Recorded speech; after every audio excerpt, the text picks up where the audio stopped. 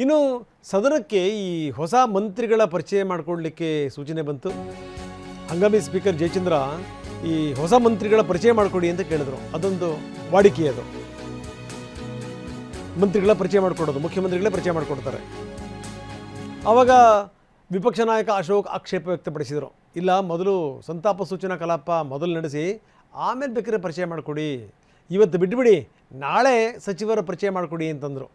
ಸಂತಾಪ ಸಮಯದಲ್ಲಿ ಮಂತ್ರಿಗಳ ಪರಿಚಯ ಅನ್ನುವಂಥ ಸರಿ ಇರಲ್ಲ, ಮೊದಲು ಈ ಸಂತಾಪ ಸೂಚನೆ ಆಗಲಿ ಅಂತ ಅಶೋಕ್ ಆಗ್ರಹ ಮಾಡಿದರು. ಸಭಾನಾಯಕರು, ಮುಖ್ಯಮಂತ್ರಿಯವರು ನೂತನ ಸಚಿವರನ್ನು ಪರಿಚಯಿಸತಕ್ಕಂಥ ಕಾರ್ಯಕ್ರಮ. ಅಧ್ಯಕ್ಷರೇ,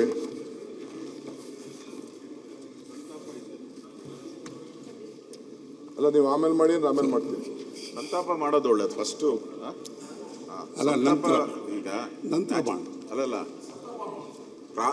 ಪ್ರತಿ ವಿಧಾನಸಭೆಯಲ್ಲೂ ಮೊದಲು ಯಾವುದೇ ಕಲಾಪ ತಗೊಂಡ್ರೆ ಸಂತಾಪ ಮಾಡುವಂಥದ್ದು ಪದ್ಧತಿ. ಹೊಸ ಪದ್ಧತಿಗೆ ಇದು ಅಲ್ಲಲ್ಲ, ಅದಕ್ಕೆ ಅವಕಾಶ ಇದೆಯಲ್ಲ ಆಮೇಲೆ. ಇರ್ಲಿ ಬಿಡಿ ಅಧ್ಯಕ್ಷರೇ. ಅಲ್ಲ, ಸಂತಾಪ ಆದಮೇಲೆ ಅಧ್ಯಕ್ಷ ಸಭೆ ಅಡ್ಜರ್ನ್ ಈಗ ಹೊಸದಾಗಿ ಅಲ್ಲ, ಒಂದೇ ನಿಮಿಷ ಅಧ್ಯಕ್ಷರೇ, ಮಂತ್ರಿಗಳು ಹೊಸದಾಗಿ ಆಗ್ತಾ ಇದ್ದಾರೆ.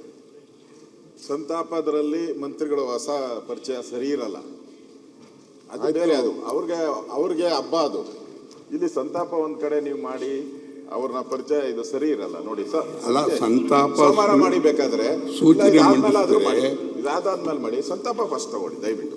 ವಿರೋಧ ಪಕ್ಷ ನಾಯಕರಿಗೆ ಸಂತಾಪ ಸೂಚನೆ ಮಂಡನೆ ಮಾಡಿದರೆ ತದನಂತರ ಆತ್ಮಕ್ಕೆ ಶಾಂತಿಯನ್ನು ಕೋರಿ ಅರ್ಜೆಂಟ್ ಮಾಡಿ. ಅರ್ಜೆಂಟ್ ಏನಿಲ್ಲಲ್ಲ, ನಾಳೆ ಮಾಡಿ ಏನಂತೆ. ಈ ಸಂತಾಪ ಅವೆರಡು ಮಿಕ್ಸ್ ಮಾಡಬೇಡಿ. ಈ ಸಂತಾಪ ಇವೆರಡು ಯಾಕೆ ಮಿಕ್ಸ್ ಮಾಡ್ತೀರಾ? ಮುಖ್ಯಮಂತ್ರಿ ಹೊಸ ಮುಖ್ಯಮಂತ್ರಿ ಆಗಿದ್ದಾರೆ. ಬಿಡಿ ಆಯ್ತು.